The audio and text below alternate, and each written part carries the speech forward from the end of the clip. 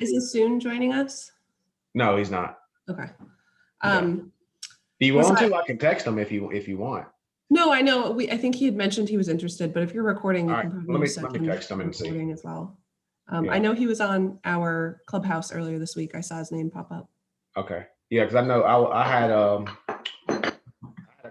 call with some law students during that Clubhouse. That's why I couldn't make it. Yeah, you got a lot of late nights. Yeah. Seems like you're up and functioning pretty late. Oh yeah, for sure. Never sleep. But yeah, going back to what you were saying. I had a dinner with friends earlier this week, and I was trying to explain crypto and how it's changed. And one of the things that we reflected on is how discouraging it can be for people you consider and admire to get into crypto, because often the face of crypto are, in like a polite way, like the sales bros who are really they speak in a lot of hyperbole, and they're overly promotional, and they tend to focus a lot on the gains, and they're really speculative. And so those are people in my own personal life that I don't tend to trust quite as much in terms of what industry is substantive and real and has potential.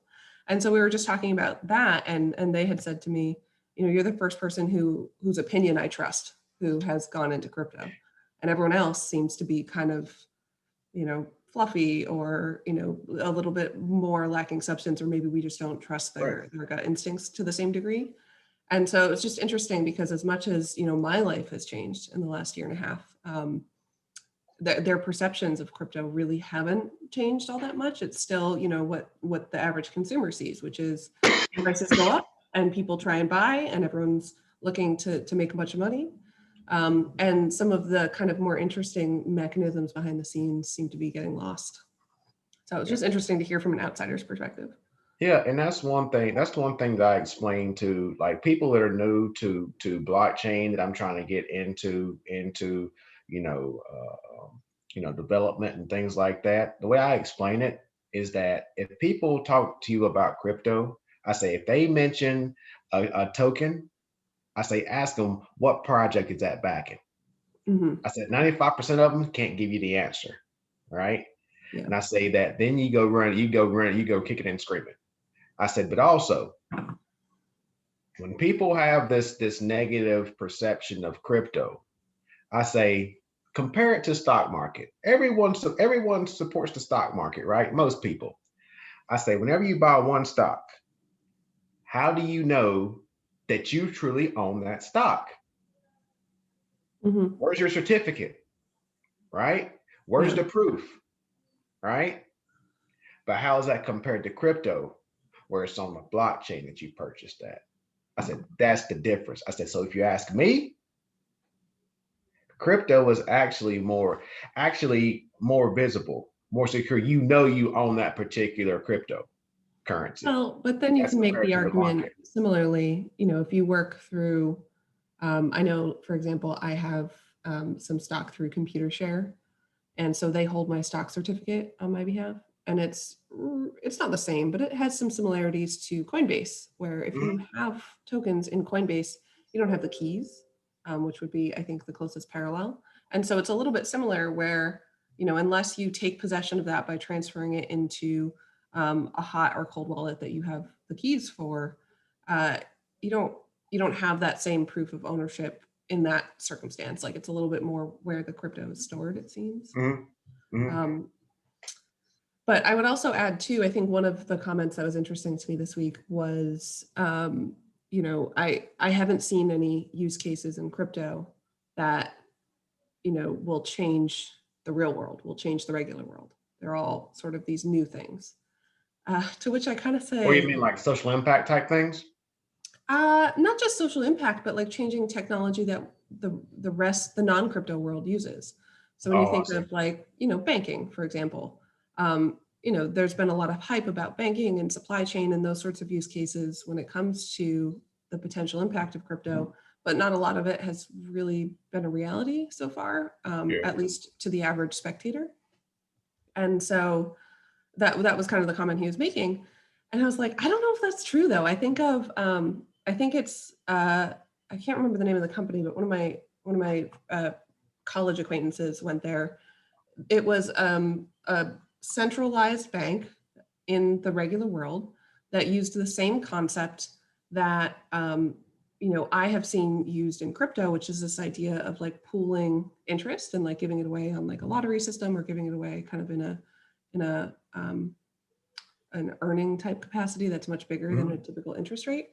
And so I'd have to look up the particulars of that company, but I was like, that's 100% a concept that originated in crypto and is now moving back to the centralized world. And time will tell whether or not it can compete in that way, in the sense that, it doesn't have, to my knowledge, because I tried to look it up, it doesn't have blockchain technology powering it.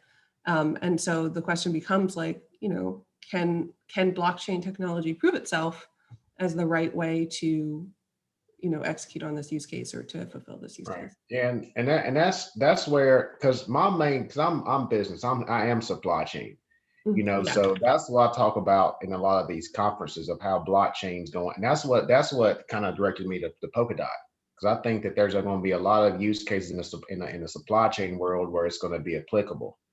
Where you're going to need solutions like Moonbeam for smart contracts to, and pallets and things like that. So that's why I gravitated to Polkadot. And, I think that, we're going to bring in, so like our vision is to bring in supply chain students, business students, law school students to start developing out these applications. And I had a call last night with an individual within the healthcare space, where he's seeing a lot of things. And I think I see.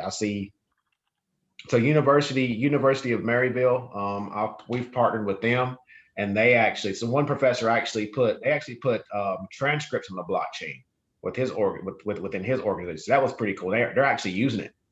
Oh, that's very so cool. Yeah, he's like, it's $5. Who cares? I just want people to use it and adopt it. You pay $5, you get it in 10 seconds.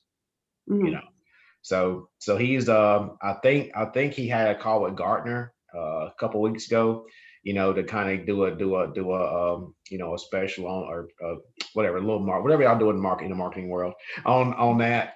So yeah, that solution is actually picking up, and we're trying to just get some blockchain education at Maryville.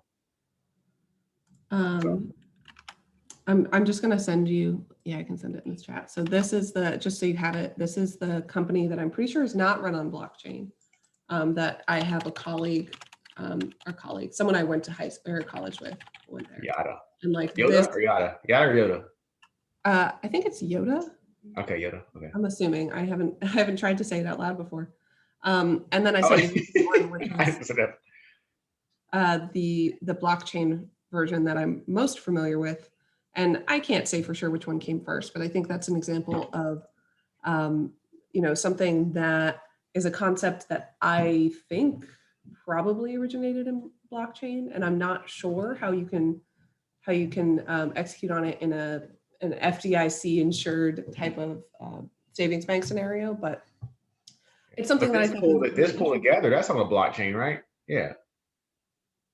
The pool and the second link, that's on the blockchain, right? Oh, yeah. Pool together is, I would say one of, or at least last year, it was one of the more popular DeFi platforms. So the second one is definitely built on blockchain. The first one, I'm not sure. I think I had messaged him and asked at first, and he didn't. What happened to Pull Together? It kind of just went by the wayside with all these DeFi projects coming up.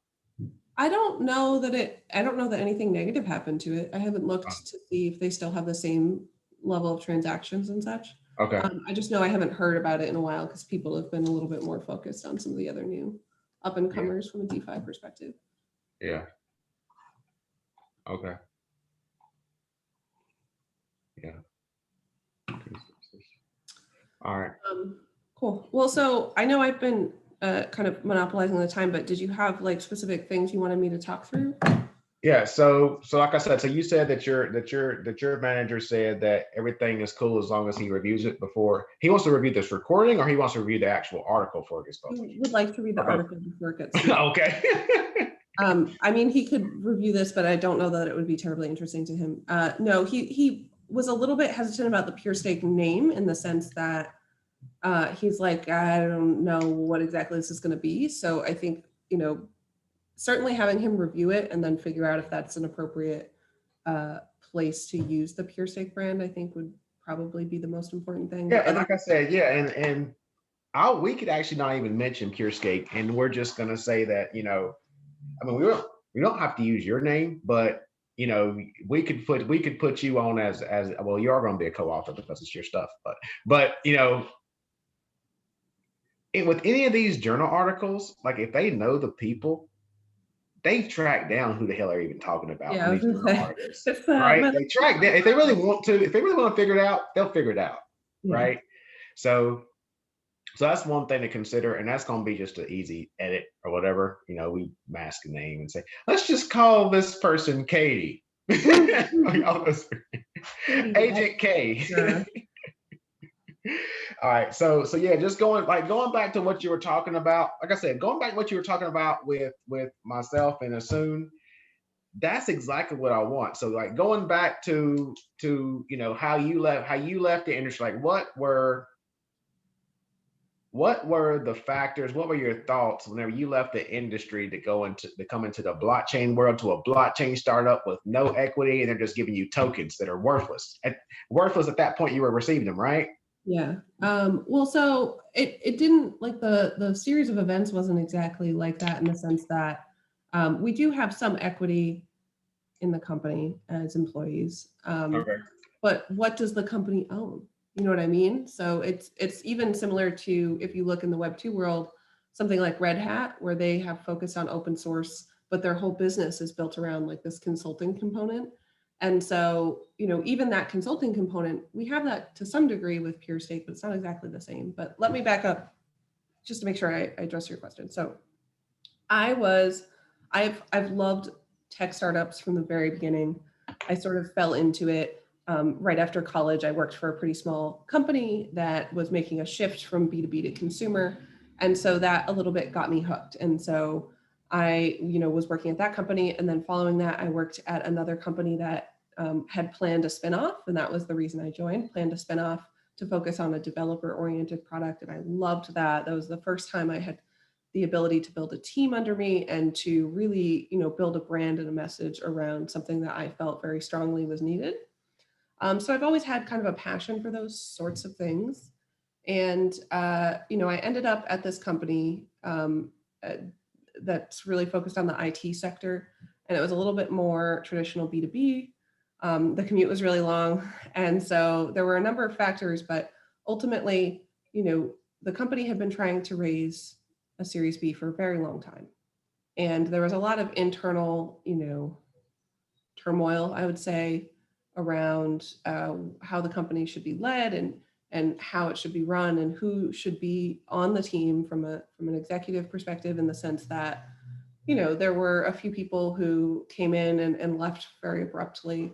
And so there was just a lot of back and forth, and it was a very stressful time, which is unfortunate because I was getting married that year. And so I was really looking for something a little bit more, I wouldn't say stable, because I don't expect stability with startups, but a little more promising, I would say, like something that had real potential that I could feel and that I could kind of see a future for. So I applied for one job, just one. And it seemed to check all the boxes for me, and that was PureStake. And so for me, when I applied, which was really at the nudging of one of my previous coworkers, who said to me, like, Katie, what the hell are you doing here? Like, go somewhere that's, on the up and up, get out of here. And so it was like sort of on a whim at like 6 o'clock while I was still at the office working, hey, let's just throw my hat in the ring for this one. And so it ended up working out, and I was really impressed with the team. I spoke to, I think, 3 people before I took the role, and everyone was incredibly smart. And most interestingly, they were very self-aware that they didn't know what the company was going to be doing in a year. And so that was interesting to me, because I had been coming from a company that, had stated in no uncertain terms exactly what they thought they should be doing, and then reverse direction, reverse direction, reverse direction. And so this approach to say, like, we know there's going to be potential here, we know there's going to be something big, we're actively trying to figure out what it is, but we're open to the idea that we haven't hit it yet. And so that was a really interesting approach to me. And of course, I love marketing to developers. I think they're often, kind of given not enough credit because people bill them as, being marketing averse or hating marketing, but really they just hate bad marketing, and don't we all? Right. But even coming from, a previous work experience where it was selling security tools to developers that they could actually use, I can see where some of the distaste comes from a developer perspective, where, like, I don't know if you've met a lot of people in the security space. I know I had mentioned this a little bit when Asun was on the phone. They got some ego. And so Right. often it ends up with this dynamic of like developers building their sandcastle and then security people come in to kick it down. And so that creates a lot of friction. And I think that what ends up happening is marketers try to pander to them or try to talk down to them or overly simplify concepts that shouldn't be overly simplified. And so I've always loved marketing developers. I think, when I was joining PureStake, it sort of checked all the boxes from an intellectual perspective. It was, going to be certainly challenging to figure out where the company was going to go. And it was going to be very exciting for me to work with developers again. But there were two things that were a little bit of a question mark for me. The first was blockchain and cryptocurrency, which then and still now is still openly scoffed at in many ways. And then the second piece was, how is this company funded? I just came from a company that didn't know how they were going to get funded. So how does that work in this instance? And so, to touch on the first one, it was interesting that, people who I'd interviewed with, who I had a lot of respect for and were seemingly very intelligent, I had connections of connections with some of these people and I had heard good things. And so people whom I had a lot of respect for were in this space. And I think that in and of itself was really interesting because, we all saw the 2017 boom and then bust with crypto. But I think what a lot of people miss is that with each of these bull markets, not everyone leaves. Not all of the price doesn't go back down to the way it was, and a lot more people come in as the network as prices go up. And so, each time one of these happen, whether it's in like 2013 or 2017 or 2021, more people enter the space, and it becomes, kind of more. I don't want to say common, but it becomes like, you attract different people. And I think we're starting to get to the stage where it's not just technologists, it's not just economists, it's not just, salespeople who are, maybe giving a little more of a pitch than they should on the technology. It seems that there are other people starting to recognize the potential here. And the more marketers we get, the more ecosystem development teams we get for community building and content and developer relations and explaining some of this technology, like the more of those kinds of people who come in, I think the better for everyone. So, once I got past the mental hurdle of like blockchain, okay, which my previous VC kind of, when he heard I was going to a blockchain company, was like, oh no, I wish I had known because I could have prevented her from making that mistake. Right. Which obviously I don't now see as a mistake, but it still has that sort of negative perception. But then the piece I think that you probably want to focus the most on is this funding piece. So when I was interviewing with PureStake, and I did talk a little bit about what my compensation would include, it was a little bit standard in the sense of, okay, so there's some salary component, and then there's some option component. And that's pretty standard, I think, for most startups. It's something that I'm familiar with. But usually you try and figure out, what your options are as a percentage of kind of the total pie, the total number of shares available, which is based on investment received so far, right? So if you're early in the door, you expect a bigger chunk of the pie than if you're right before, an IPO or something like that, where you would get a much smaller slice of the pie. And so, then the conversation wound to like, well, what does PureStake have for investment? And that was, I think, the part that really threw me through a loop. And so, without going too much into detail, the company had some small amount of investment. It had been in business for about 6 months at that point, but it had some small amount of investment to pay for kind of the initial salaries of the first few employees. from, I think, private individuals largely. So I don't know that I can go into detail on those, but That's fine. they had some assets on the books, right? Because like humans, companies can also buy crypto. And so the company had a number of these assets, which I'm not sure to the degree to which they were granted or purchased or whatever, but there was a number of these assets on the books. And so they kind of told me roughly what the number was and how much that equated to in USD at the time. But if you look up this asset, it was on the decline, right? Because we were in 2019 and it was, the bull run had long since ended. And it was what people refer to as the crypto winter. And Right. so that's when things, dried up.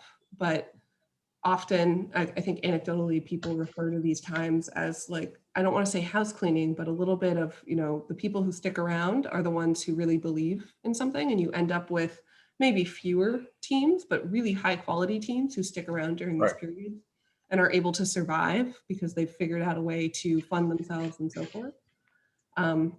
So I think that was really kind of the most difficult piece for me is, okay, well, I've heard that there's this like crypto funding that the company has. And, right now it's worth X, but the number is dropping pretty precipitously. Do we think it's going to be the same number in a month or 2 months or whatever? And so, ultimately I took the weekend to think about it. And I kind of ended up deciding, the people who are going to be my new colleagues, the people who I now work with and have worked with since, they're sharp.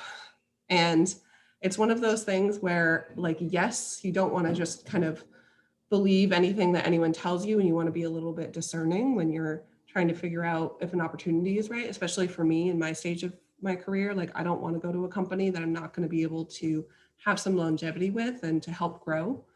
But ultimately, it had to come down to, the people who I would be working with are far smarter than I am, and not just in a like technological way. There's again, like, there's something here, there's an opportunity, and maybe if I don't understand it, I can take a leap. I can say, you know what, this person seems to have some sort of real substance, real knowledge that leads him to believe that this will be sufficient to get us through.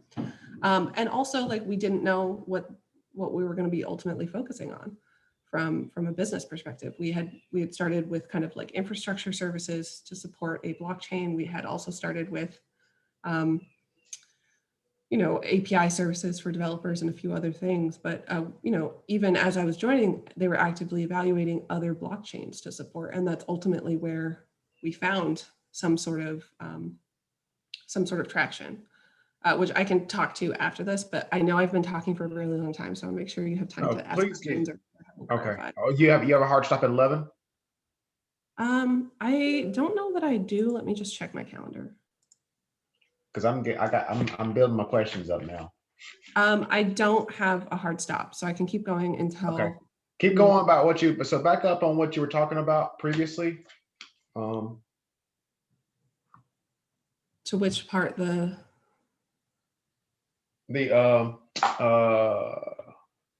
you stopped to say you're gonna expand on?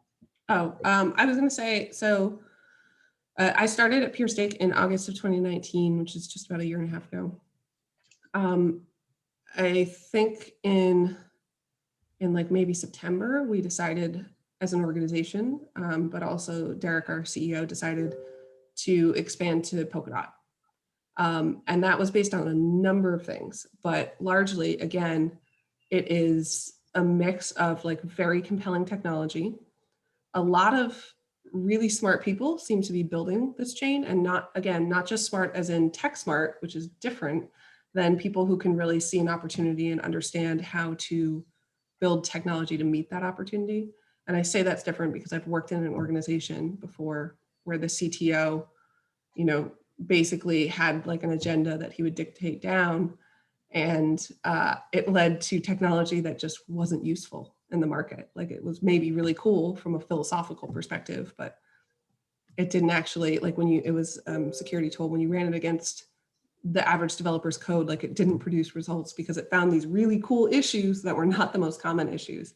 And so I've seen where technology can run astray and run afoul of what reality dictates is the need. So the team building Polkadot was very, very intelligent. But I think as importantly, most of the teams building on Polkadot at that stage were also very important and very smart. And so those things I think are different because now, a year and a half on, we know that Polkadot is already, I think, the #2 blockchain in terms of developers building on top of it. And that comes out of nowhere because Polkadot launched a year ago. And I can send you the report. It's in an Electric Capital report. Yeah, please send that. Yeah, so it's an amazing development, I think, when you look at, how quickly and how recently they joined the market and how they've been able to get so much traction from teams that are building on them in earnest. And, I'm certainly not in any position to speculate on price, but if you look at their market cap compared to other projects that have been around much, much longer and maybe even have more buzz associated with them, they're doing really quite well for, again, like they haven't even been launched a year yet. right. So it was sort of a mix of factors, but ultimately, there just seemed to be a big opportunity. There was a new ecosystem developing. And so we wanted to do something in Polkadot. And so the strategy that Derek, our CEO, laid out was to get involved with the parity team any way we could and to show that we knew what we were doing. And so we kicked off 2 Kusama validators, I believe in October or November of 2019. And I mean, I could go back and get the exact date, but that's important because, we were nobodies. We had only been founded that year. We had a lot of really smart DevOps people, and the folks internally know how to build like solid infrastructure. And that's what we had done for Algorand previously, and that's what we were doing for Polkadot. So that's sort of where we started. And over time, by showing that like we were asking really smart questions, we were logging bugs that other people weren't able to find. We were able to update our validator way faster than anyone else. And, of course, had very little downtime, like just kind of your typical success metrics. I think we were able to develop some rapport with the parity team, and things sort of accelerated from there. So in about December of 2019, it became very clear that there was an opportunity to build our own smart contract platform on Polkadot. And that was a number of things. It was a little bit of an identification of this need that there was, again, like no way to take existing smart contracts and deploy them to a new blockchain without a ton of headache, right? You've got to hire a new team that knows this obscure language. And if you've ever talked to Rust developers, half of them are very anti-blockchain. And it irritates them that it's like the de facto language of blockchain because many of them are kind of opposed to it from a philosophical perspective. So there's very few of these developers, and there's even fewer who are open or want to pursue blockchain as their career path. But I think beyond that, like hiring a new team, completely reprogramming something that you've had successfully running for many years, like it's a very daunting and kind of obnoxious task.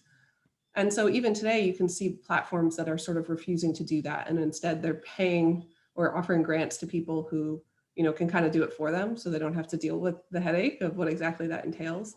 But it seemed like there was an opportunity to help projects get onto these new blockchains that have a lot of promise, but otherwise would be a pretty significant investment of time in order to get on. And I won't go too much into the technology of Polkadot, but the long and short of it is like, if you want to build directly on Polkadot, you have to build a parachain or a parathread.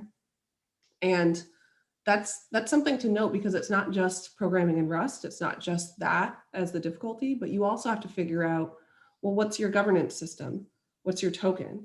What is, your how are you going to audit this code and prepare this code for launch? How are you going to elect a council? What are they going to be in control of?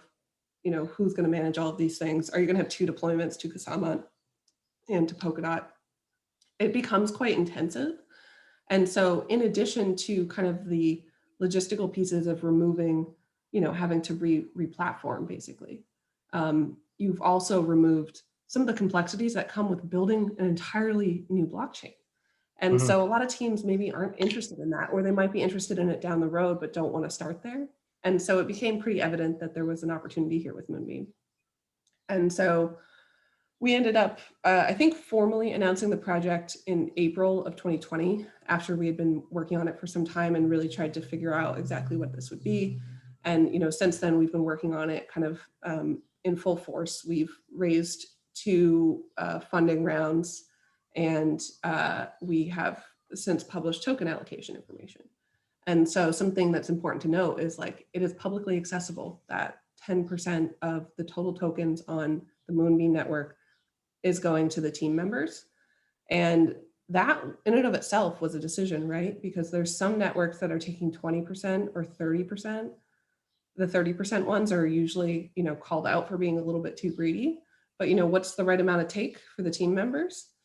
And then of course there's politics, behind the scenes of how to distribute that within the team members. But then there's also the second network in Polkadot, which also makes things complex, which is on Kusama. And so that has a whole new token, right? Because if you're another parachain, you need another token. And so it becomes quite complex, but sort of to what you had asked at the beginning, like, no, there were no tokens when I first started at PureStake.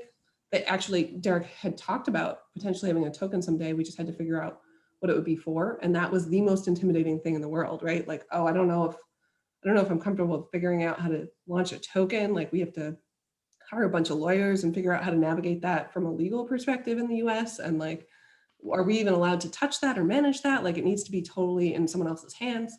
And so there's certainly an intimidation factor that I kind of gradually got over as I started to understand what exactly this entailed. And it's partially, becoming more comfortable with things over time, but it's also partially getting more information about how this really will work. So I'll just note that, like, today, we have ultimately made the decision that the team will get 10% of the initial tokens for Glimmer and 0% of the tokens for River. And that's the Kusama deployment. That is different than what other parachains are doing. There are parachains I've seen that are taking, tokens for the team on both ends. There's parachains I've seen that are taking, 20, 30% of the tokens for themselves. And so it's important to highlight that because, even though, yes, the team members are getting some sort of rewards for this founding, it really was not an easy decision at any step of the way. And so that wasn't even really finalized until mid-year or something last year. And when we took on the first investment, which was September, when we announced it, September 2020, that was when we started to internally have some more insight into what the token allocation could be or would be. And then we were able to make that information public and finalized as of January 2021. So I mean, I can send you the links to look at that, but Yeah, please do that, because we're trying to figure that out on our end as well. yeah, it's certainly interesting too if you look at ours and then kind of compare what other people are doing. And again, like you can, I'm sure you're familiar with most of the top parachains in the Polkadot ecosystem, but even outside of the Polkadot ecosystem to look what people have done. But it becomes pretty complex then, right? Because again, let's go back to this dinner that I had earlier this week with non-crypto people. They'll ask questions like, well, how is the company valued? How do you determine what the value of PureStake is? And it's not by this token. It's not by any sort of real measurable metric that matters all that much. Like, there will always be some value to PureStake. PureStake is a number of products and a number of services that are really important. But it's almost like a little bit irrelevant once you have this token component, which sort of takes on a life of its own and it's a value of its own. So when I think now about compensation and what's important to me, there's these PureStake options, which will potentially someday have some value. There's day-to-day like cash compensation, which will always have value for me as I have to pay for a mortgage and things. And then there's this crypto thing, which to me seems like it has a more real and near-term value. And I say that because, like, if you've dealt with startup stock options in the past, you have to have a buyer to get rid of them, right? You have to exercise the options if you've left the company, or if the company is acquired, you can just usually cash in the options themselves for some amount of cash. But with crypto, even though we can't directly access it in the sense that, for our own security and safety, it's kind of we don't have direct crypto assets. We have ownership of a company, which then holds the assets. Someday, pretty soon, it seems like we'll be able to track that value in a way that most startups aren't able to until they, go public or have some other kind of visible number attached to it. We'll be able to have that probably sooner and in a more real way. But I've cautioned my team, even like you got to watch out for it, because it can be beautiful and it can be awful when you have some number attached to the project that you're building. So I think of, again, like when we first started the project that was, dropping in terms of price, and the effect that has on morale. Like it's through it's nothing that their team had done per se, in the sense of, everyone internally at that project was also super smart, was doing the right things, was concentrating on growing the network and integrations and all of the pieces that you look for in a smart and capable team. But, it still kind of takes a bit of a morale hit when you see, the tokens that you own kind of drop that quickly. And it's since, very much rebounded. But I think to those kinds of instances, and I've cautioned my team, like, yes, it can be lovely if, we know that there's some value to these things that we will at some future date have access to or own. But it can also be negative. Like if you're working really, really hard nights and weekends trying to get this thing out the door, and you see numbers drop and drop and drop, it does have an effect on what you're doing. And so you just have to be careful and be aware of that and plan on riding out kind of these crypto winters, because even though, again, we're still in a bit of a bull run and Bitcoin is hitting an all-time high, it seems like every other week, right? You still have to be aware that these things will likely end, and it will go back down, maybe not to its pre-bull run levels, but it will decline at some point. And you just have to be ready that, you can wait it out. And it might be a year, it might be 2 years. It's a little bit difficult to know, but there's also those sorts of components that maybe people at public companies are very used to dealing with, but because I've never been in a public company, that's actually something pretty new for me. So I'll stop talking there. I feel like I've been talking your ear off. No, please keep going. This is good stuff. Anything else you can share? Because this is phenomenal. The only other thing that I'll make as a kind of a broad comment. So I mentioned, so once Moonbeam launches, I won't directly own any crypto. I will own kind of ownership in a fund. And I don't know how much of that, like a foundation type thing. Sorry? It's like the Moonbeam Foundation or something like that. Sort of. Like we don't have ownership in the foundation itself, but I'm not even sure how much of this stuff we can make public anyway. But I'll just. All right, this is off record, so let me stop recording. Yeah, well, that's what I would have to check with Stefan what we can say, but basically, there's different funds set up, so the employees have like a pool of tokens, but we can't directly own the tokens in case in some future state the US government says, well, no, you weren't supposed to do this that way, and we want it done this way. It's sort of an effort to protect ourselves in case like regulations come out now that retroactively impact these tokens. So it's just a good security measure for companies building in the US to have anyway, because regulation here is not so much undefined as like ridiculously complex, and there's way too many. But this regulation piece can be added, right? So I think that's going to be a very important piece to your views on regulation. Yeah, well, so the thing is, I'm not an expert in regulation, so I almost would defer to maybe someone who has a little bit more familiarity with how to navigate that. Okay. But I do know, like, we're not scared of what the regulations are today, because, whatever they are, like, we can figure it out. We've got a whole team of lawyers. We're more scared about what the regulation could or will be, right? Because that can often impact what you're doing today. So as sort of a protection. So you have crypto lawyers? What are crypto lawyers? Lawyers. Crypto lawyers. Oh yeah. I forget the name of the, we have US lawyers and Singapore lawyers, because the Moonbeam Foundation is a Singapore entity. Well, I should say they have Singapore lawyers, but yeah, crypto. Well, I know we talked about earlier, Tanya Evans. She is a crypto lawyer. That's kind of like where she's made a name for herself. So at any rate, we have basically ownership in this fund, and the fund owns tokens, but we don't directly own tokens. So if those things are worth a lot, then we have some percentage of them. If they're worth nothing, we still have the same percentage of them. But at some future date, when like the U.S. government maybe issues kind of more guidance on whether or not those are things that we as U.S. citizens can hold, that's when we would consider being able to hold them directly. But as just a precaution and safety for ourselves, we have it a little bit separated. So no one directly at launch will have, no one who works for Moonbeam will have tokens that they can spend, which is awkward if you think about it. Why did I not even think about this? She's a sister. I didn't even. That's crazy. Anyway. Well, that's what I mentioned her last time because I. Yeah, I didn't look her up though. I didn't LinkedIn stalk her. I just did it. I know she has her own website too.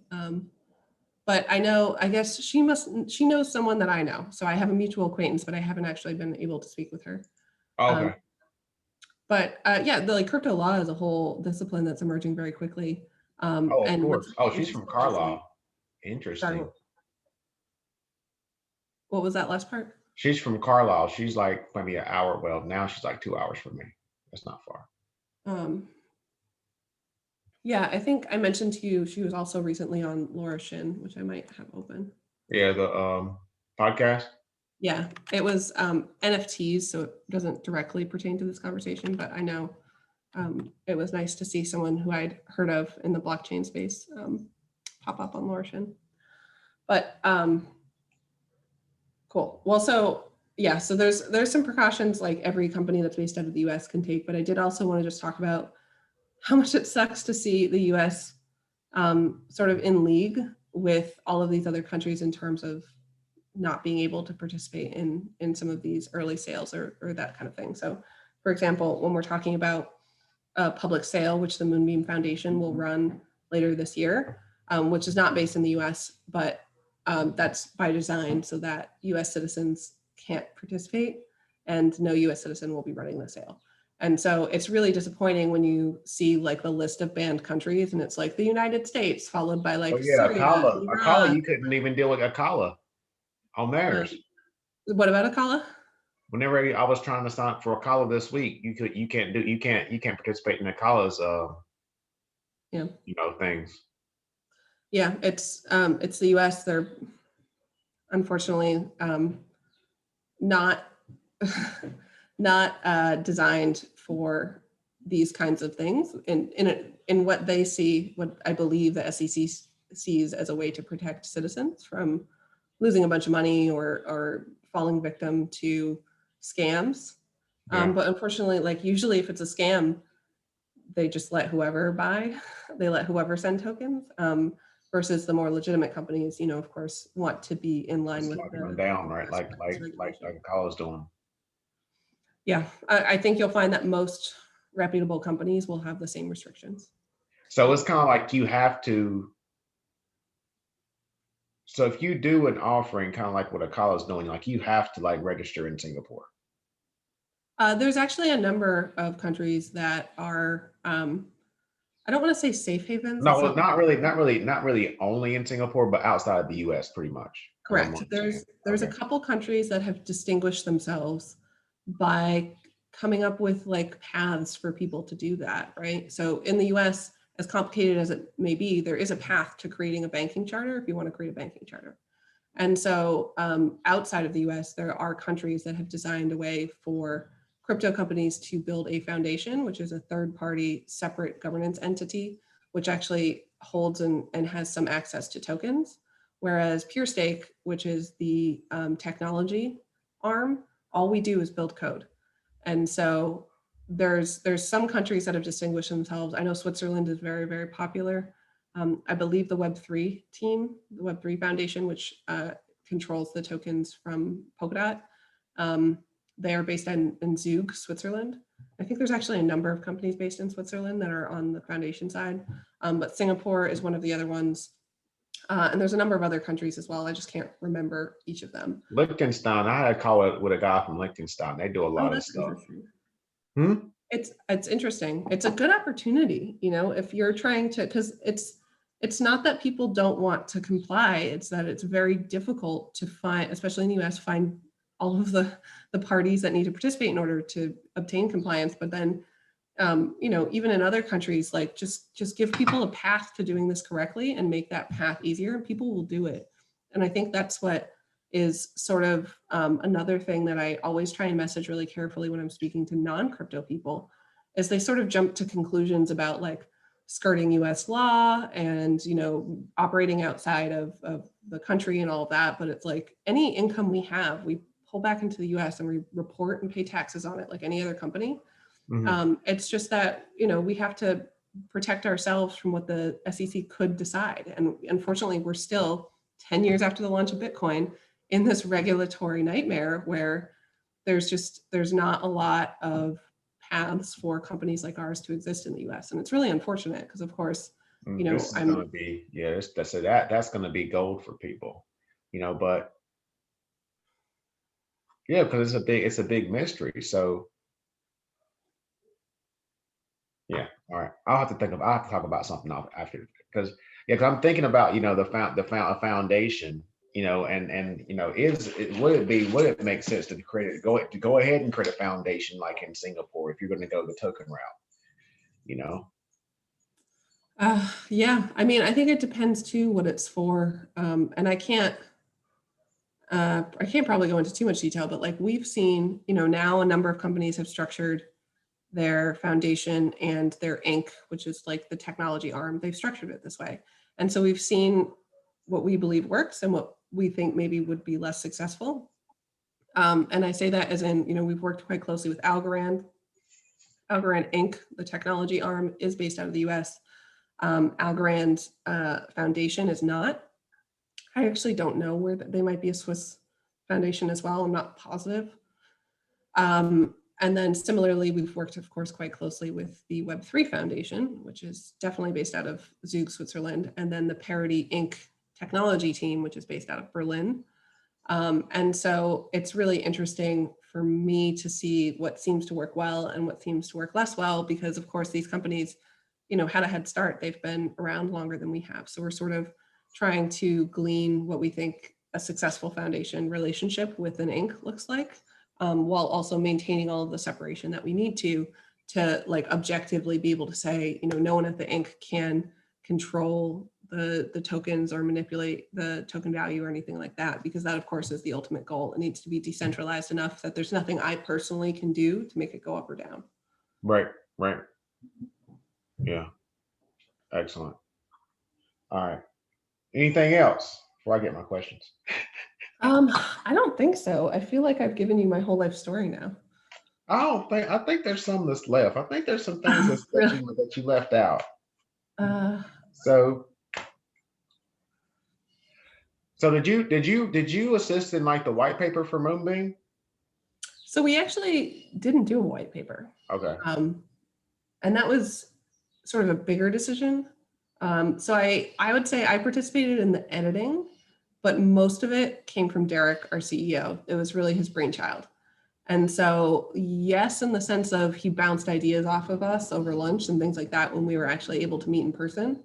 But I would also say I was so new to the space that I'm sure I was pretty useless in the sense of like, you know, I'd started in August and we had started putting together, Derek had started putting together the first version of what is an internal white paper. So we sort of have one internally, but it's not published on the website or anything. He started working on that on, I think, December 2019. So it was really like his pet project in many ways. And he got tons and tons and tons of feedback from external parties on that, but that wasn't something that I was overly involved in other than like in a review and comment kind of capacity. Okay. So you said you're very new to the space. So how did you get up to speed in this whole blockchain space?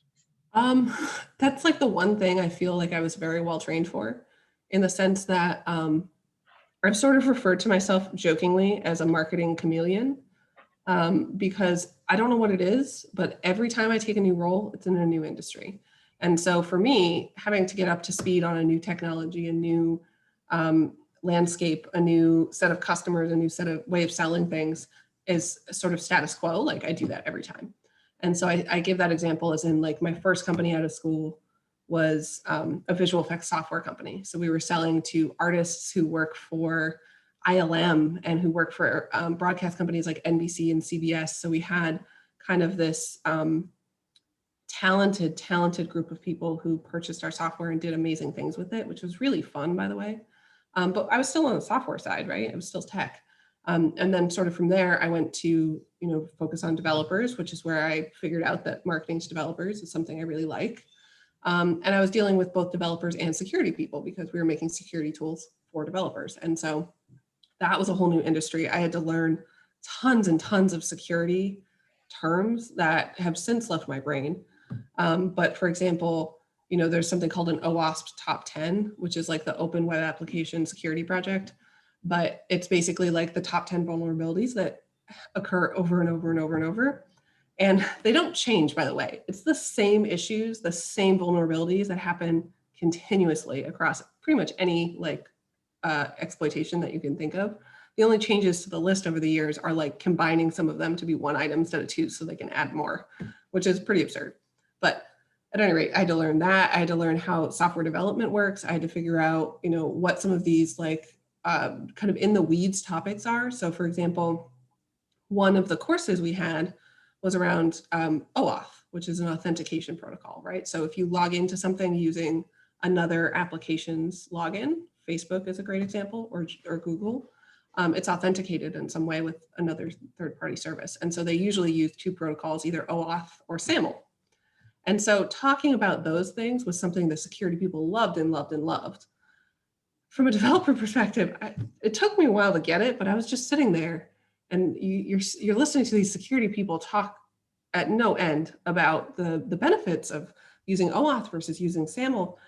And it's just like, don't get me wrong, does this matter? And they kind of gave me this puzzled look. And I was like, if you want to use Facebook authentication, you have to use what they use.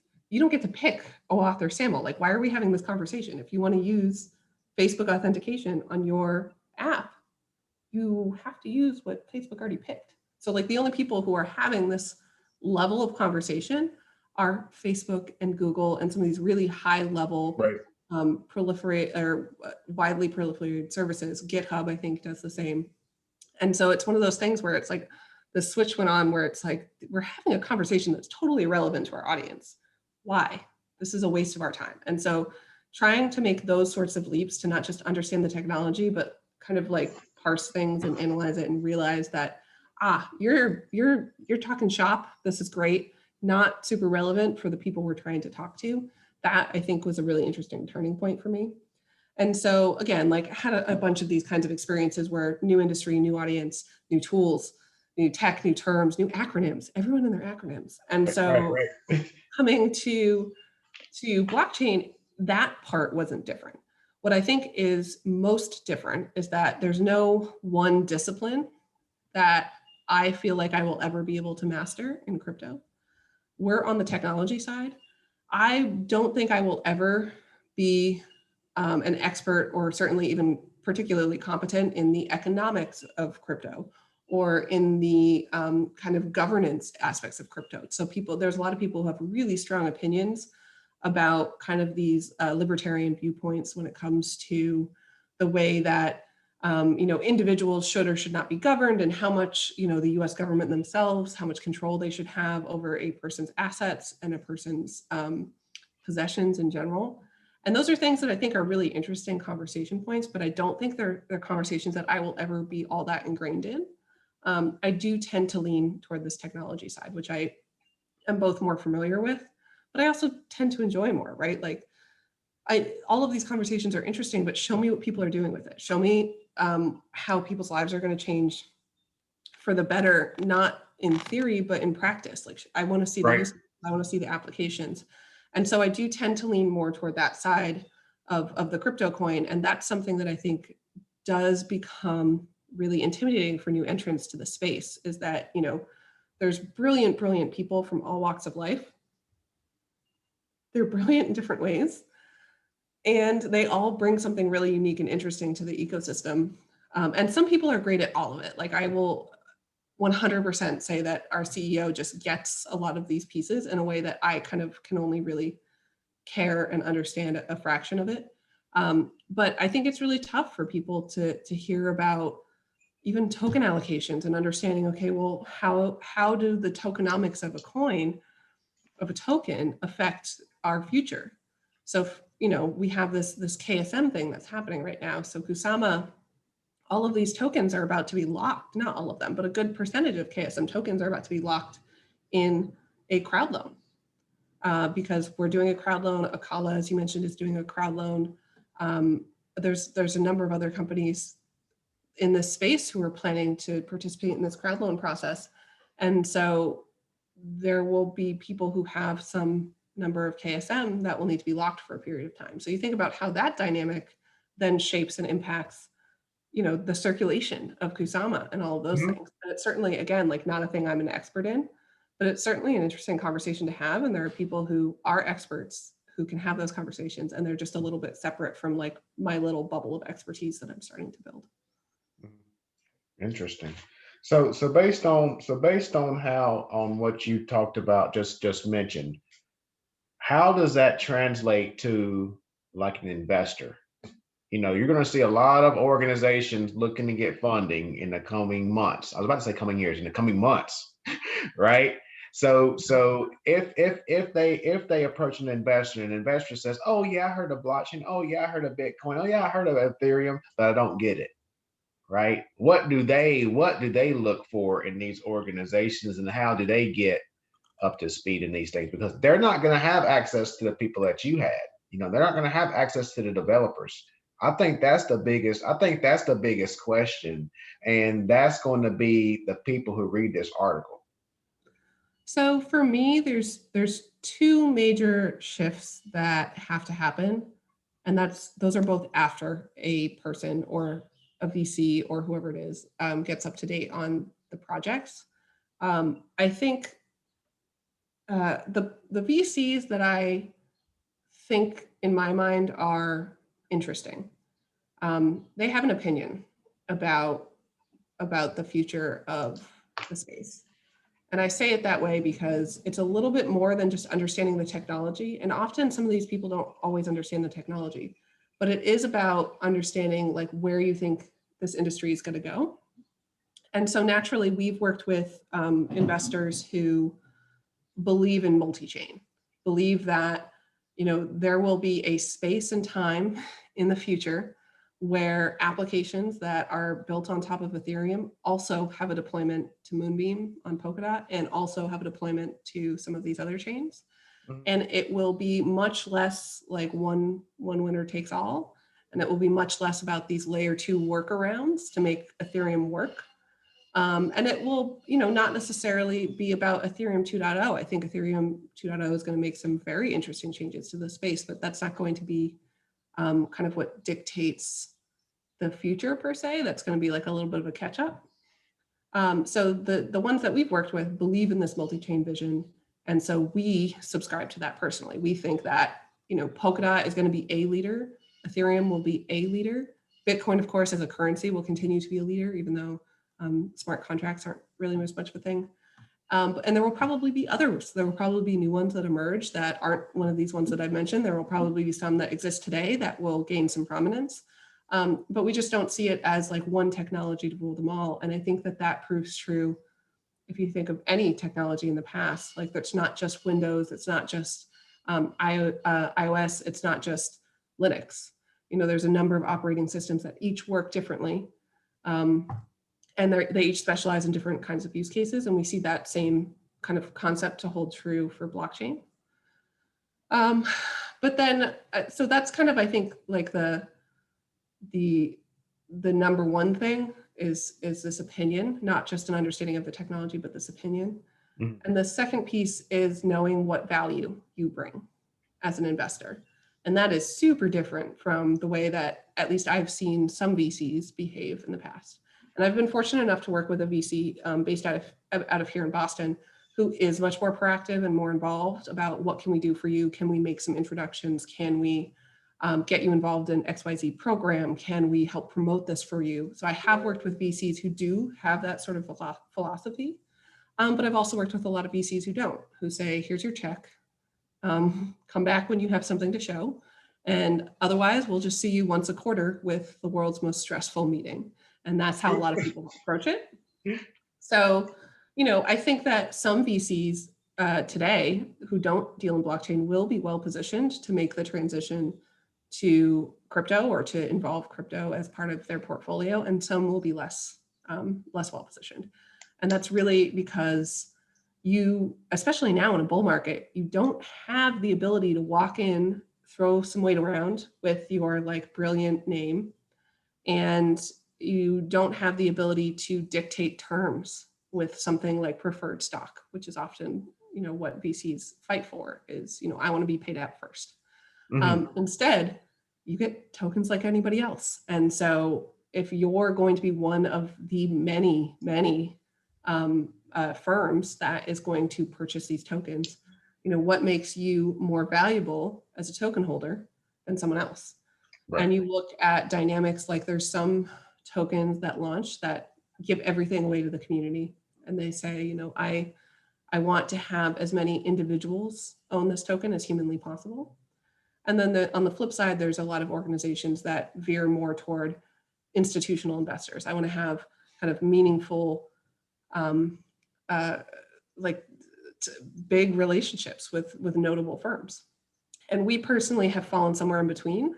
We didn't allow any one investor to purchase all that much in terms of tokens, because we've seen how like these big whales, right, sling and dump.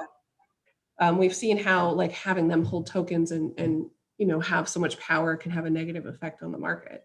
And I use the example of Polkadot. We do still have validators there, but there's so many really big investors who then create their own validators and stake with themselves that it becomes really tough to even get in the validator set. So like we're not a small fry, right? We're an established validator with a great track record. We have I think we had the most number of stakers on Kusama in terms of quantity, like the number of individuals staking with us. And so, with that kind of reputation, how can we not even get in the door? And so those sorts of things I think are really, really tough. But yeah, for VCs, it ultimately comes down to like, do you know enough about the technology? And then do you have an opinion on where it will go as an industry? And if you can find a way to fill your portfolio with companies that will help that vision become a reality, I think that sort of, I don't want to say theming, but like that sort of conviction in what you believe lends well to helping all those companies get there, which of course is the second component. Like, what can you do for these companies? And so, for example, we most recently announced a $6 million strategic round, which is the last round prior to a future public sale that will be run by the Moonbeam. You said million or billion? Million. Okay, just want to make sure I heard that correctly. Which is a pretty, I would say, like respectable number in the sense of we weren't trying to, we've seen companies raise tons and tons and tons of money at these super high valuations and then have a really hard time launching because, maybe they raised more at a higher valuation than it really turns out it was worth. So I think we were pretty conservative with that. And so when you look at our investors, I mean, everyone who participated in the first one also participated in the second round, but we have investors like Coin Fund, who is a very well-established VC, and Jake Bruckman, who's one of the founders there, is very prominent and knowledgeable about the space. So he's very well positioned to help us navigate this process as we look to launch. And then sort of kind of secondarily, you see Binance Labs and you see Coinbase. And those are obviously like very well-established exchanges. And while of course they cannot commit to in any way listing us at any point in time because of this investment, they can certainly help us navigate that process, right? Because as an exchange, they have a lot of familiarity with what the listing process will look like in the future.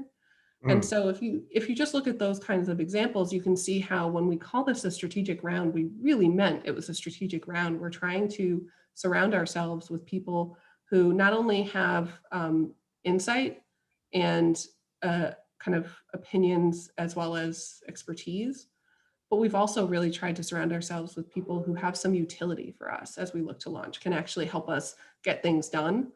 And that becomes really tough when you're looking at only a community round, for example, only going to individuals who maybe can tweet about you, but can't help you get listed on reputable exchanges, and navigate that like legal and compliance process. So there's certainly some shifts that need to happen. I do think some traditional VCs are better positioned than others. And like I've mentioned, like I had the happy opportunity to work with a VC based here out of Boston who did take that approach to be a little bit more centered around this, this like collaborative sort of approach to investment. But I don't know that everyone thinks that way, and I don't know that everyone has made that leap. No, but did that VC have crypto experience in crypto? I do not believe they've done anything in crypto today. They are more technology focused. So I think like biotech, as well as infrastructure and just IT services. Okay. Okay. So my wife just came in with my daughter, so my fault. So I think so based on what we discussed, for you, I think the biggest thing for you to go into this space was your passion for the technology industry. Would you say that would be fair, you know, for someone trying to go into this space? And would you say that for a VC, from a VC perspective, do you think that they have to act, because like Mark Cuban, you know, Mark Cuban's doing interviews every single day, you know, but Mark Cuban's passionate about technology. He's passionate about he's a visionary, right? Yeah. So he sees that. So what do you think, you know, people should look for? Like I said, if they're brand new, like, do they have to have the passion? They have to have the buy-in to take a leap for a startup. Does Yes, that make sense? I think that anytime you don't have the passion for a startup, it makes you much less able to weather some of these storms that you may experience. But Yeah. I would say that your first phrasing was probably more close to how I feel the technology industry, because the technology itself, I'm never going to, you know, look at code or look at, you know, the technology architecture and fall in love with it. And that's actually a question that I absolutely despise in the crypto industry, which is, when did you fall down the rabbit hole? Tell me when you fell down the rabbit hole. And I dislike it because I personally will never be in a position where I just look at the tech and that's what makes me fall in love with something. I'm much more am excited about innovation. And I say innovation not in like a grandiose sense, but like in a more pragmatic, practical sense. Like, how is this going to be changing things in the next 5 years rather than in the next 20? And it sort of stems from, again, my first experience out of college, where I worked on this visual effects software that was really interesting. And I loved the people we were marketing to. And we started the shift to consumer. And not only was this kind of during the time of like Instagram for video and like all of these video services launching on Facebook and sort of taking advantage of people clicking on things to unknowingly subscribe to a service. But it was also during this time where, you know, I was just starting to get into user research and understanding how individuals who could have been in our market feel about these sorts of tools. And there was a huge disconnect between what we were building and what people said they wanted. And it was one of those things that caused a lot of inner turmoil, I think, and the company did end up shifting because it was just very clear that the market didn't want what we were producing. But it also made me a little jaded. And I was very much less inclined to work on a project that was like a social app or something like that. And I say social as in social media, not necessarily social change. I didn't want to work on something so frivolous and superficial. And Right. so that was really where, like, after that, I kind of pivoted to the security space, which, you know, there's a new hack happening every day, including Facebook. That has a real practical value. And again, with like IT and even more recently with PureStake, I think blockchain has a lot of practical values. But what really, really sold me, mostly while I was at PureStake rather than like while I was making my decision, is this really obvious value to me of having the ability to basically serve multiple markets with one application. And I say it that way because you think of like even iOS and Android today, right? If you want an application, Clubhouse is a great example. You want to build an application, you start with one. You start with iOS usually if you're a US-based company. And so Android may be bigger. Android has a more diverse market abroad. Right. And even in the US, like kind of demographically, it has a more kind of diverse market. But most people start with iOS because it's way easier. And so we find that Solidity is easier because it's very well documented. People at Ethereum who are enthusiastic about Ethereum have been creating teaching resources, have been putting together sample code repositories, have been doing a lot of things that are really important to supporting new developers as they enter the space. And so, let's not create this dynamic where you need to learn Ink in order to launch to a second marketplace, which is Polkadot, as you do on Android, for example. Let's make this world where you can use the applications you have in their current form, whether it be Solidity or another kind of compatible smart contract language. Let's just use what we have to be able to access that market. And so for me, even if you don't have a clue about the technology, if you look at Ethereum and you look at Polkadot and you think there's value to being able to serve both of those markets, then like Moonbeam is the obvious choice. And we do it better than anyone else. And like, I, of course, can speak all day about what we're doing because I'm really passionate. And there's like no other parachain who remotely measured up, in my opinion, of course. And so I think that piece, if you can understand like big market, wouldn't it be great to be able to access both of them without a lot of complexity? If you can understand that, then you can understand what the innovation is that kind of excites us and moves us forward. So it's less about the technology that underlies it, which is like EVM compatibility and all this cool stuff that we've done with account compatibility. And if you have an address on Moonbeam, it's using the same format as it does on Ethereum, which is this 0x thing that you've probably seen. That stuff's all really cool. But most marketers, most ecosystem developers, most people in kind of the business space aren't going to fall in love with EVM compatibility. They're going to fall in love with the opportunity of being able to serve multiple markets with one technology, which I think is the value that we bring. Which I clearly am excited about. Oh yeah, absolutely. So based on, like I said, I did have a discussion with Jordy. Thanks for that connection. Yeah. And so based on what you all are doing, how is this one in your opinion? What's the future of all of this? And two, how do you think this is applicable to higher education? What do students need to learn? This is interesting. So higher education, I think, is always looking ahead. And this is one of the places where it feels like it's playing catch up a little bit. And I feel like I've even without a doubt, right? Like it seems like it's I've seen a lot of articles that talked about specifically the internet revolution in the 90s. And I mean, it really started before that, and how so much of it was rooted in academia. And today it's much less so.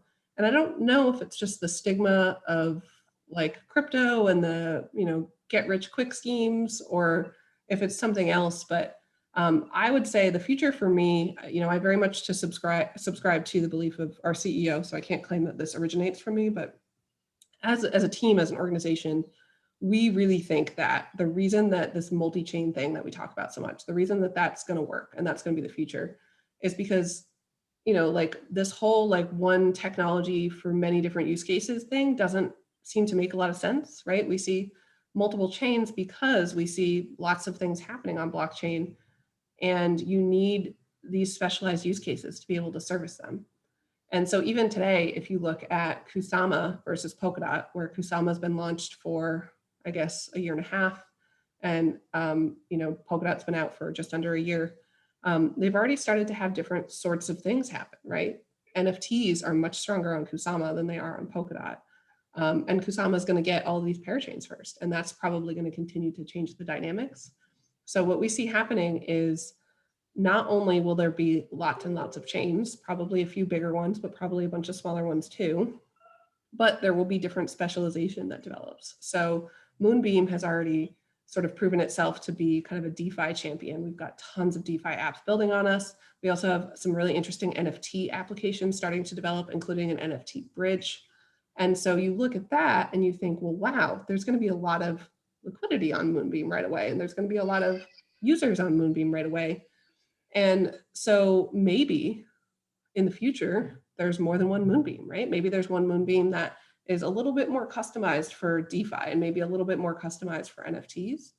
And I think that could be true with any of these blockchains, right? To have kind of this home where you can 100% customize it to your own liking. And maybe it isn't multiple Moonbeams. Maybe instead it's, people use Moonbeam to come into the ecosystem because it's the best way to get in. And then they decide to launch their own parachain, or they decide to launch their own parathread so they can customize that entirely to exactly what they're doing. Those things I think are super possible, and not just in the Polkadot ecosystem, like across the board. But what's interesting about Polkadot that is not present in Ethereum is, the technical term is heterogeneous sharding. But what that actually means is, like, on Ethereum, all the things that will connect to it, which they call shards, are going to be the same structure, same format. On Polkadot, they're different. And so Moonbeam, again, totally customized to this, like, let's make it easy for applications that already exist to bring their use case to us. Let's make it easy for applications that wanted to deploy to Ethereum, but maybe couldn't for cost or scalability reasons. They can develop, or they can deploy to Moonbeam easily. And that's different than what Darwinia is doing and what like Plasm and Fala and all of those guys are doing. They all have their own chains. And that I think is really powerful. So that's where we get to see, I think, even directly in the Polkadot ecosystem, specialization really transforming what each of these blockchains is capable of doing and the use cases that they serve and the projects that they serve. To jump back to, I think the second part of your question was like, what's the future of multi-chain, and then, or sorry, what's the future of this space, and then higher education and how that plays into it. I see a lot of the same things happening in higher education that I saw in security, which I know I had mentioned to you guys last time we spoke. But there's no like way to learn blockchain in a way that's reasonable. And really, it shouldn't be necessarily approached in the same way as, like, think about how do you take a class on the internet? You know what I mean? Like, there's different. It's that experiential learning type approach, and that's what we're trying to do. Yeah, because you're gonna have people from different skill levels, different knowledge levels, but they'll be in the same class, right? So you have to learn together. That's our approach to it. Well, so let's take marketing for an example, since that's my discipline. So I learned how the internet works at a very, very high level in a web development class. It was Web Development 101. The term Web 2 was new at that time. And I didn't learn anything other than HTML and CSS, no JavaScript, nothing fancy. But I learned how to have a local file on my computer and how to transfer that to a server so that then it could be viewed at a URL. And so that sort of thing was taught to me in a practical use case, which is, you are a marketer, you will need to have some sort of digital property in the future. Let's learn how to do that.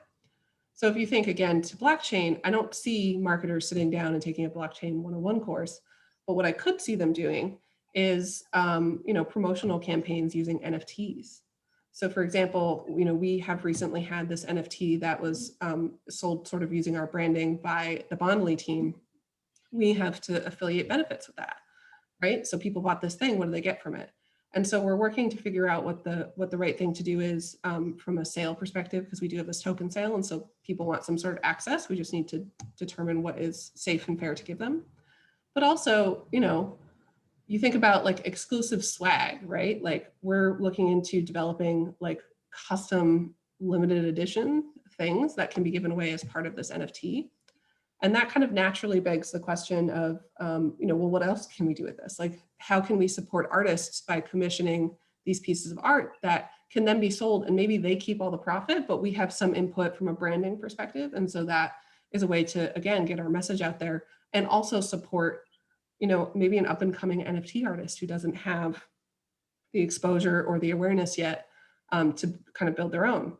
Mm. And then even I give the example often of Unisocks. Yeah, Unisock, that's crazy. So, you look at Unisocks where these things are trading at $70,000. Yeah, you own the right. You just have the right. You can cash out at any time, Yeah, but then if you cash out, what do you get? $5 pair of socks. And that's exactly. it. And so the cachet of owning the NFT actually has more value than the thing you could cash it in for. Right, right. And it becomes difficult to navigate because, again, from like a marketing perspective, I have no interest in earning money off of these things. But I do want to, build buzz, build hype, build excitement for what we're doing.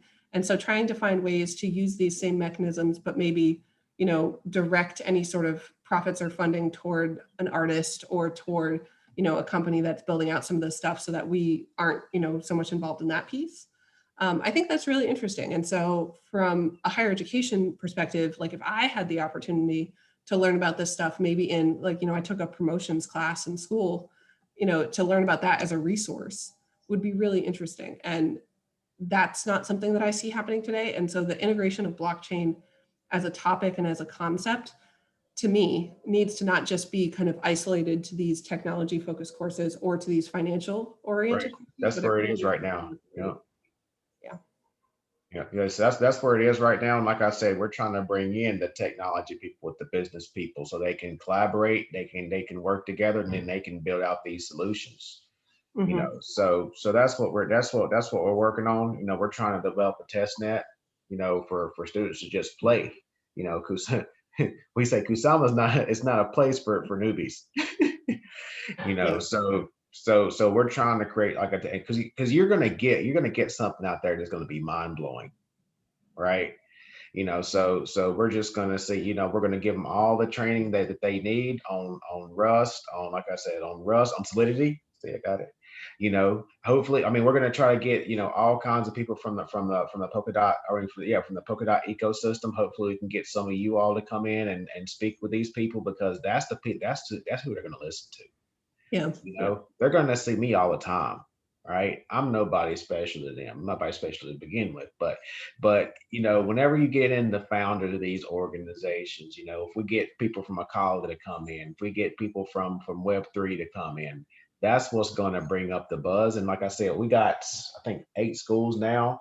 We got 6 more from the UK that's trying to get approval from, you know, from the administration and things like that. So this thing's exploding quickly within the higher education space, because like I said, I always say the higher education system is broken. And I think that if you kind of bring in that hands-on training, and you provide all of this content for free, then that's how you're going to get people excited. And then I was a junior whenever Facebook hit campus, right?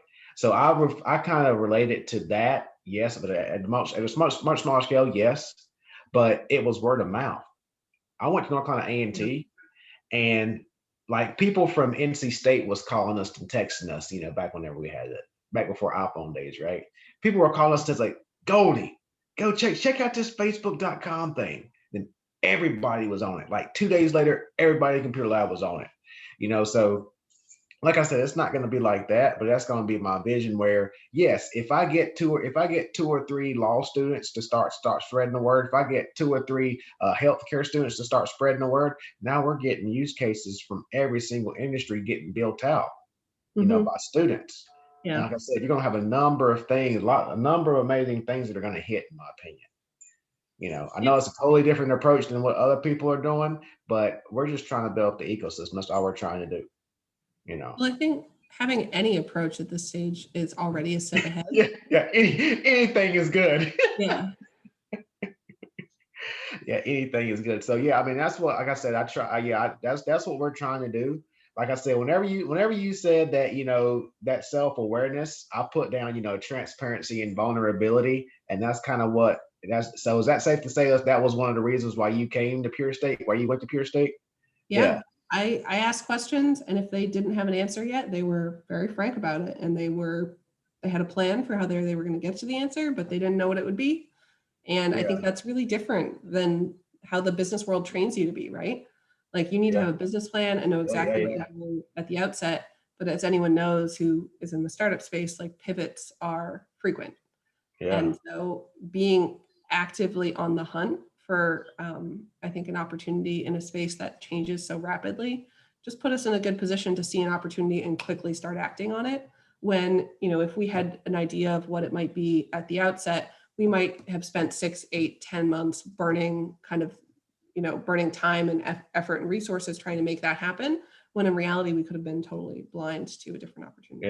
Yeah, because that's why, I mean, that's because assume he's brilliant. I mean, he's a developer. He kicks out stuff all the time. He's absolutely nuts. But but yeah, I mean, I think we kind of gel together well, right? He's like the tech, we're both like bulldogs. So like we listen to each other, but we do butt heads, but we always come to a middle ground and to an agreement, right? That's why I think that's why we get along together so well. But we both say we don't know what the hell we're doing. But who does right now in this space? Who does? Right. Right? That's the thing. But I think that if you go in with the mindset, like you said, if you know that you're gonna shift and pivot, and those things are gonna be frequent, I think you're gonna be in a good space. And I think that my approach, this is my approach in the industry, where whenever I deliver something, I want to send it out to as many people as possible. I want to say, shoot holes in this. I say, you're doing me no good if you tell me this stuff is good. I might Yep. as well not send it to you, right? hmm So that's what I'm trying to get it within the network, try to send this stuff out. Like I said, it's you all are going to be invaluable to me because you've been through it, right? hmm Ray Lou from Bit Country, I sent it to him, and I already told Ray, I say, you need to shoot the shit out of this, right? Yeah. So I mean, that's where I'm at. And like I told Ray, let me know how I can help you in any way. If you send me, like, ping me on LinkedIn and say, hey Justin, share this. Done. hmm You know. Cool. So I just, like I said, I just did the SidTech company page on LinkedIn. So my plan, I'm a terrible marketer. I'll tell you right there, I'll tell you first and foremost, I'm like awful at that. But I mean, my plan is to put up, some kind of blockchain type posting at least 2 or 3 times. Well, it's gonna be like one time. If I do one time a day, I'm doing good. Yeah. So 2 or 3 times a day, that's going to be good. But everything's going to be centered around blockchain from that company site that I'm going to reshare it on my webpage. The Facebook is up. Like I said, I don't know how I deal with that stuff. I deal with LinkedIn. That's pretty much extending my stuff. So It's I mean, so much of what happens in this industry isn't on traditional social media anyway. Like we don't even yeah, it's have, on Discord and all that stuff. Yeah. yeah, it's Discord, Telegram, to some degree LinkedIn, but yeah, So we you're don't. saying LinkedIn's kind of a waste of time, or LinkedIn would be good for the masses to like kind of get the name out?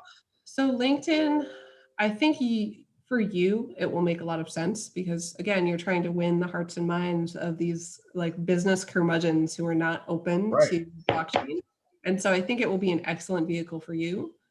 For us, we're pretty focused on developers. And yes, we do want to get the word out. And so like we do have a more general audience on Twitter, for example. But our Discord is really tech focused. And so we try to have different platforms that serve different audiences so that, like, yes, we can continue to build awareness and bring some visibility to what Moonbeam is doing and what we believe is a significant opportunity. But we also, from the beginning, we've always prioritized integrations, which is why, we're able to launch with lots of stuff already building on us when many other chains aren't able to do that. Yeah. Yeah. Excellent. Let me go through my notes one more time, make sure I don't miss anything. Like, doggone it, how did I miss that? Crypto winner, I love that. I'm gonna hit that one up. I Is that your definitely did term? Is not that your make it term, up. or that's just? Did you make that up? I did not. Okay, I think I've heard it many, many, many times, but I I've do never not heard of that actually one. know I who like did that. make it up. So I'm not sure. Yeah, electric capital report. Please send that Oh yeah. when you get a chance. Anything else on the regulations? I mean, honestly, I think like there's probably people who know a lot more about it who could Okay. speak to it. I know I've listened to several podcasts, which is where a lot of my knowledge comes from, but because again, like marketing, not super close to the regulatory stuff, I just know that it's something that we have to be aware of, and it's something we're actively incentivized to make sure we do correctly, but it's complicated. And of course, having multiple teams of lawyers is also very expensive. Yes. How many lawyers do y'all have? I honestly don't even know. We have Oh. at least two I firms. don't even know. Damn. Yeah, I mean, part of it. So like this one firm in Singapore works with the Moonbeam Foundation since they're based there, and the foundation kind of passes their advice to us as well, and vice versa. So we have our own team of lawyers here. I think it's Goodwin. I'm pretty sure it's Goodwin. And then I think we may even have some other lawyers as well in an advisory capacity, but it's not even just individuals, it's like teams of people trying to, for example, in the Singapore case, so the Moonbeam Foundation is based in Singapore and is going to be running this crowd loan for us. But the word loan implies an actual loan, which has a whole other set of regulations, which is not actually what it is. Because if you participate in a crowd loan, the projects themselves don't get the funding, right? It goes into like this third party account, which then bids on your behalf. So like, there's no way that we as a parachain could take your money, access it in any way, which is good, right? You want that security. But when you have the word loan, it implies that you're giving it to us and we're giving it back with some sort of interest. And so that sort of thing is one of the things that the Moonbeam Foundation has to navigate. And that's part of the reason, like, people are frustrated, of course, that we haven't announced our public sale or announced our crowd loan, but that's part of what the Moonbeam Foundation is working toward, is getting definition on how to navigate those things so that they can, make sure they're running it kind of up to snuff. All right. Yeah, I know we talked about some kind of investment last time. So you said you're not looking for investors like for the Glimmer and all this other stuff. I know we briefly mentioned that. So we already did we haven't done any sales for River. We already did our private rounds in the form of a strategic round and a seed round last year for Glimmer. There will be a crowd loan, which is for Moon River on Kusama. And there will also be a public sale for Moonbeam Network on Polkadot. So there will be other investment rounds. We just don't have anything open right now from a private perspective. Okay. Please let me know. Yeah. Is there? We are very aware that everyone is very eager for more details. Right. I sent you the Electric Capital report on LinkedIn, just so Perfect. when we close Thank this you. conversation, you still have it. Say again? I sent the Electric Capital report on LinkedIn as a message. Yes, I have it. Oh, Medium. All right, on Medium. Perfect. Yeah, I think it's a PDF you can download, but that was, I just looked in my history to see what I had. Okay. Yeah, I got it. Excellent. Oh, wait, this is an old one. Let me find the new one. Sorry. Just kidding. This is 2019.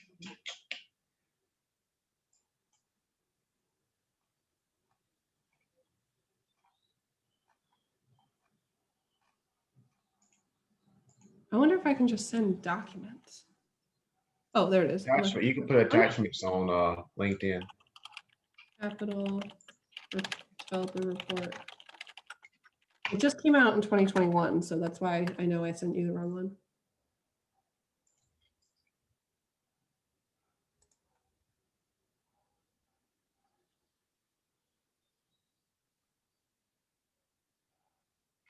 Republic. What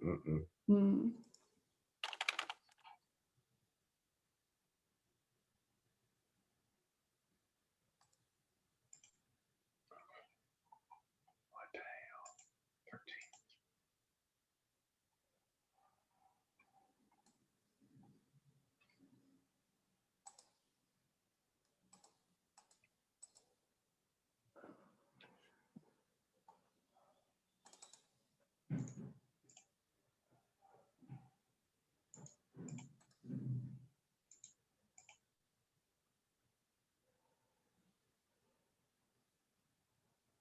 Oh, it is a 2021. Okay. I just uploaded it directly because I have it on my hard drive. Okay, perfect. Enter to send. There it is. Got it. Cool. So yeah, that one is really interesting. And even I think the reason I have the 2019 one in my search history, which is where I got that link, is because it's just amazing to see how much progress Polkadot has made in a year. So it still might be interesting to compare the two. But yeah, for us, it was really a validation point that we're in the right space. Yeah, excellent. All right, give me a second. Let me go with my Polkadot. Get my Polkadot folder. Got it. This Polkadot folder is building up very quickly. Yeah, I can imagine. I'm pretty sure you have a pretty large Polkadot folder as well. Well, my whole hard drive, really. Right. Yeah. So, yeah. So yeah, I mean, that was all the questions that I had. Okay. This is going to be, like I said, I'm going to download this, get the transcript, and I'm going to start working on it. I'm not the greatest writer, but I have the audience, and I think people are, like, from an academic perspective, people are going to be all over Yeah. any kind of journal article, especially empirical experience, because I would say 80% of those blockchain articles are just theory. I don't That's even know if there's very few case studies. I think that's where this starts to get interesting, right? Is I hope that what we're seeing is a tide shift away from theoretical and into real life. And that's what, that's what business people are all about. Like there are, a few Steve Jobses of the world who can see the potential of something very, very far away. But I think for most of us, it takes a little bit of, I think they're onto something. This seems really interesting in order to like focus. Right. So that's where, again, like to go back to this crypto rabbit hole, I've yet to fall down the rabbit hole just from a pure technology perspective, but I have 100% fallen down the rabbit hole from like loving what this can do for the industry as a blockchain industry, but also just for, again, like for marketers, for, people in finance professions, for people who are, working to develop communities that are engaging. Like there's things that people are doing in the space that are far away and above what other people are doing in the Web2 space. And the thing is, to be honest, I don't think anyone within higher, all right, let me back up. Not unless you're at Berkeley or MIT, nobody in the higher education space has this type of access, to be honest. Right? I don't think so. Like MIT, I know Algorand, their founder is an MIT grad, and he did a lot of, again, technology research. But yeah, I don't think a lot of universities are really focusing on like blockchain as a real business concept and vehicle for future innovation. This is going to be huge. This is going to be huge. And like I said, I mean, I'm going to try to kick these things out, and build up this ecosystem. And, hey, this is a sharing economy. And we're sharing this knowledge, getting things out there, because within this network, we're dependent upon each other for the success of Polkadot, Mm-hmm. So we all have skin in the game. Yep.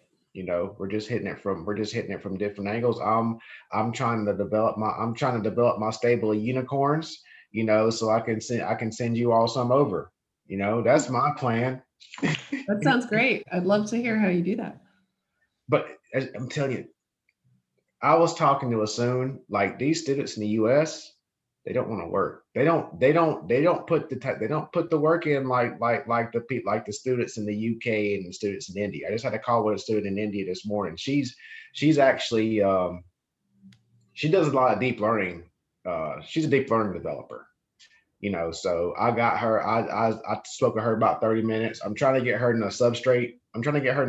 Program. If you know how to get into that, please let me know. I'm trying to get her in it. I'm trying to get her on Rust. So I put a message on Discord. But I hadn't checked it since I sent it. Okay. I know I spoke with one person from, I think he's from Malaysia.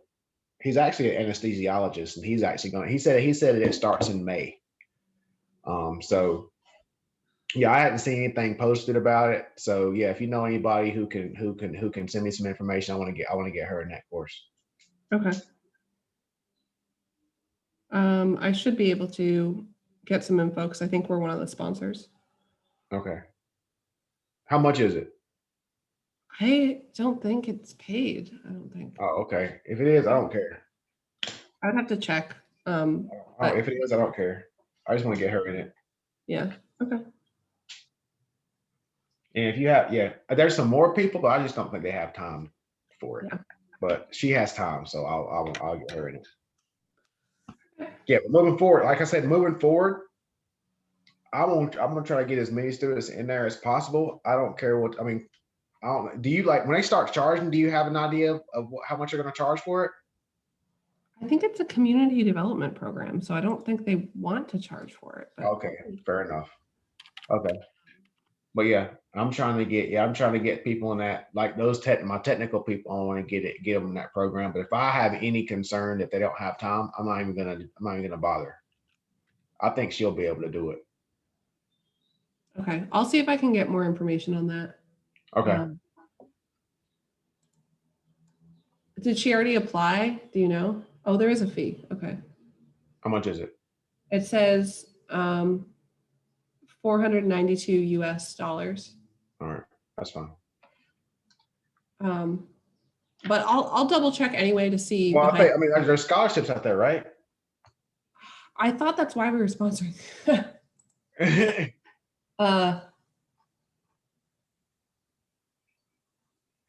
Yeah, I'll have to double check. I don't have the latest information, so I would just be I think I heard there were scholarships. To help you.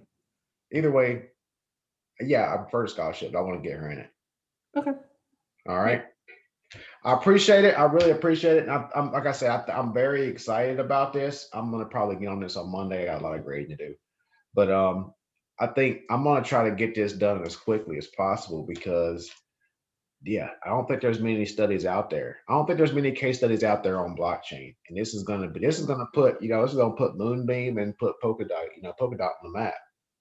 I hope so. I mean, again, I think it's the right time. If people just it's start the right time because it's hot. It's hot. You need to catch it when it's hot. Strike when the iron's hot. Ain't that how it goes? Yeah. So you do that, especially in higher education. And then we're trying to start this, this training platform within higher education. And then, we're building up this funnel of people, and all they're going to know is Polkadot. I hope so. I think that's a good bet to make, but. Well, so somebody explained it to me where, years ago, back in the 90s, when Apple was giving away all these computers, to all these institutions, once those students left, all they knew was Apple, right? So once they went into the industry, what do you think they're going to buy? Apple computers, right? Yeah. Mm-hmm. And it's the same. So like I said, in business, when I'm supply chain, SAP trains all these students on HANA, right? HANA is a multi-million-dollar platform. So you have to be in a large or like a multi-million-dollar or $1 billion organization to run HANA. Yep. So all these students who go to the small and medium businesses, oh, you don't run HANA? No, it costs money. We don't. Our annual revenue will not cover the cost of HANA. Yeah. But that's all they know when they graduate from Penn State, for example. Yep. Because SAP got in there. Yeah, we have similar things from a market research perspective, like tools that I would never be able to afford as a startup. I don't even remember the names of them anymore because I haven't used them in 10 years, but we had similar things. Like we learned technology that is for big consumer brands and not for startups. Right. Yeah. So, and again, I mean, that's why, because I teach at University of Cumberland in the master's program. I think I mentioned that. And we have people learning Hyperledger Fabric. Those students aren't going to be dealing with Hyperledger Fabric. No. Right. So their master's thesis, I got them working on Polkadot. I got them doing their first paper they had to read was Gavin's white paper. It's the first thing they had to do. So their whole senior thesis is centered around Polkadot and the interoperability of Polkadot. So I actually have a look at their draft. So their draft was due last week. I'm gonna have to look at those to see what work they've done, because I think I might get one that may be publish worthy, but we'll see. Okay. Well, let me know if I can help, and if you have any other questions. Yeah. So yeah, like I said, I'm gonna try to get that. I really appreciate it. And yeah, please keep me in the loop and let me know if you find anything out about that training. Yep, I'll look into it. All right, I appreciate it. Sure. All right, thank you. Yeah, enjoy your weekend. All right, you as well. Bye. Bye-bye.